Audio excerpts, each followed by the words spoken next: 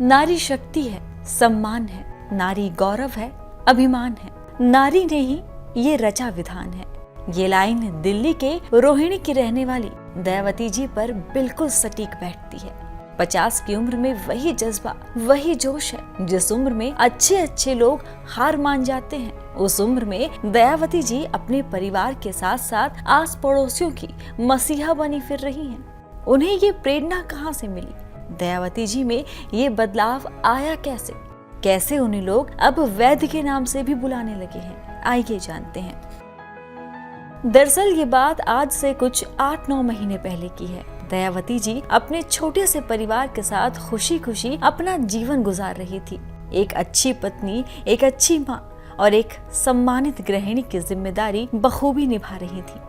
स्नेह, प्रेम, करुणा के साथ अपने परिवार को सभी दुखों से दूर करती हुई दयावती जी चल ही रही थी कि जिंदगी के इस सफर में एक पड़ाव आया जो सब कुछ अस्त व्यस्त करके चला गया।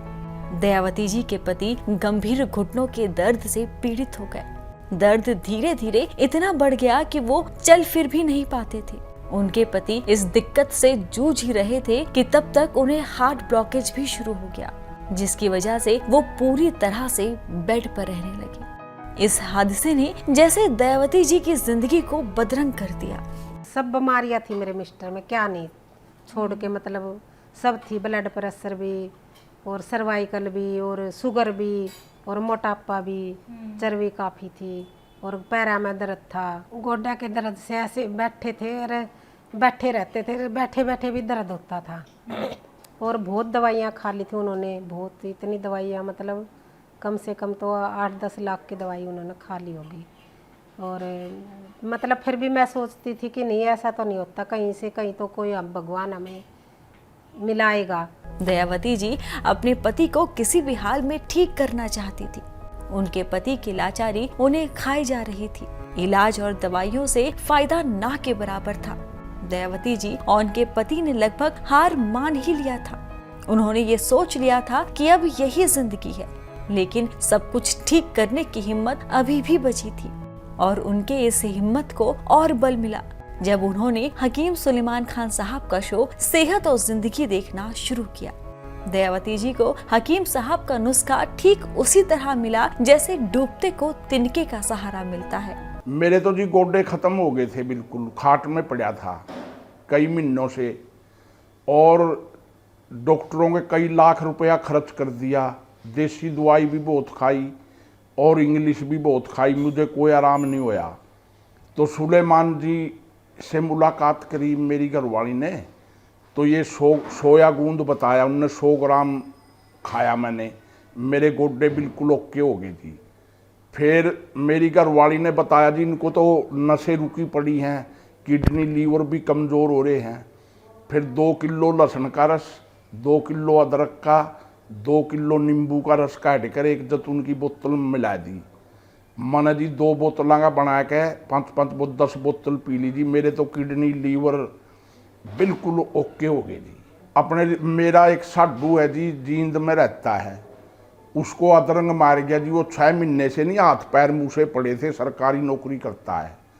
तो मेरे को मिल गया उसका लड़का और रोने लग गया, बोला मेरे पिताजी नहीं 6 महीने से खाट में पड़े। फिर मैंने सुलेमान जी का फ़ोन नंबर दिया, मैंने कहा इनकी दवाई ले।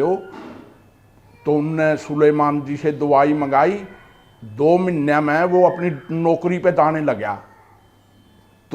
तो हम उधर गए तो लोग हमें देखने आए थे, भाई ने इतनी अच्छी दवाई 6 महीने में ठीक नहीं, 2 महीने में ये नौकरी पे जाने लग गया।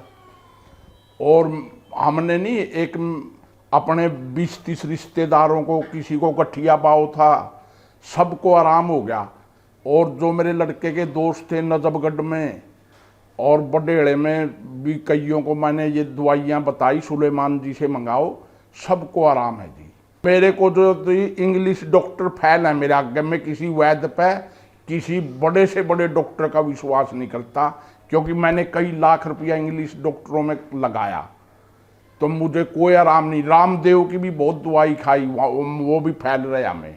जिस दिन सुलेमान जी का दवाई खाई, मेरा शरीर ऐसा हो गया जैसे जवान था मैं, गोडे भी ठीक हो गए मेरे।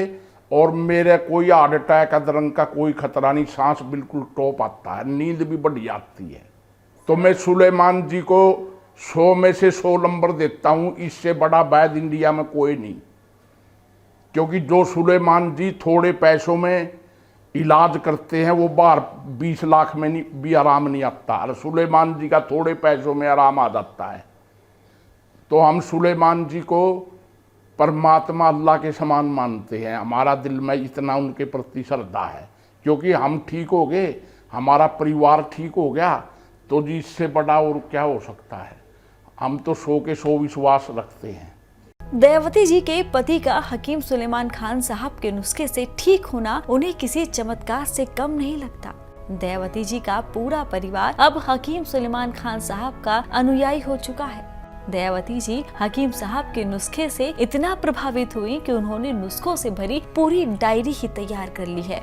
अब उसी डायरी में लिखे नुस्खों से दवाई बनाकर दयावती जी आस पड़ोस के लोगों की सेवा करती हैं। यहाँ तक कि जो लोग मजबूर और आर्थिक रूप से कमजोर हैं, उनके लिए दवाई का इंतजाम भी दयावती जी ही करवाती हैं। मैंने अपने घर के कार्यों के साथ साथ अपना टाइम निकाला। जो मैं आराम करती थी मैं वो नहीं करती, तो मैं लोगों की सेवा करती हूँ।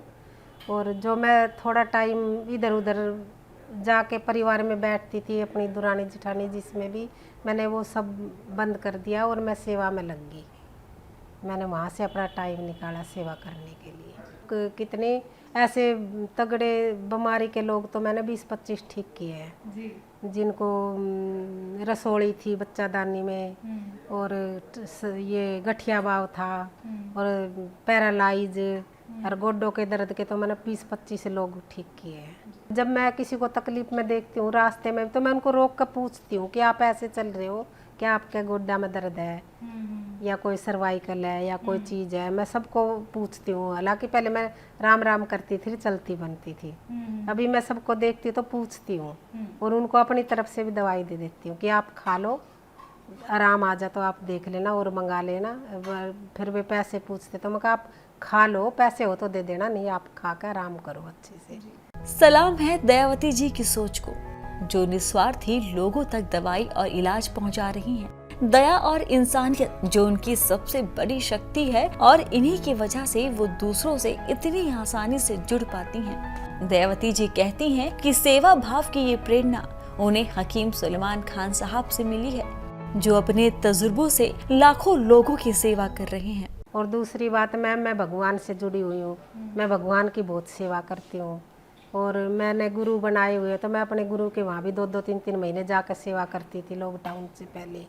वहाँ से मुझे प्रेरणा मिली हुई है काफ़ी सेवा की, अंदर भाव था मतलब करने का। और फिर मैंने भाई साहब हकीम साहब से मैं जुड़ी, तो तब तो उनकी बात सुन के तो मतलब जब मैंने टीवी खोला तो वे किसी को बता रहे थे कि भगवान से डरने वाले बंदों के साथ जुड़ना चाहिए, उनसे दवाई लेनी चाहिए, विश्वास करना चाहिए। तो वो मेरे दिल को छू गई। मैं ये सबको ये बोलना चाहती हूँ कि सबको विश्वास करना चाहिए, और घरेलू नुस्खे अपनाने चाहिए, और ज़्यादा महंगे नहीं है, बहुत सस्ते हैं, और उनको अच्छे से विश्वास करके खाना चाहिए। थोड़ा टाइम लगता है, उसका विश्वास करो और बना के खाना चाहिए। एक चुटकी खानी होती है, ज़्यादा नहीं खानी। उसको पूर्ण विश्वास करके खाओ, और सेहत और ज़िंदगी से जुड़े रहो, और अपना दुख दूर करो और दूसरे का भी दुख दूर करो, और विश्वास करो सब दवाई का। दयावती जी का मकसद है लोगों की लाचारी को खत्म कर उन्हें स्वस्थ कर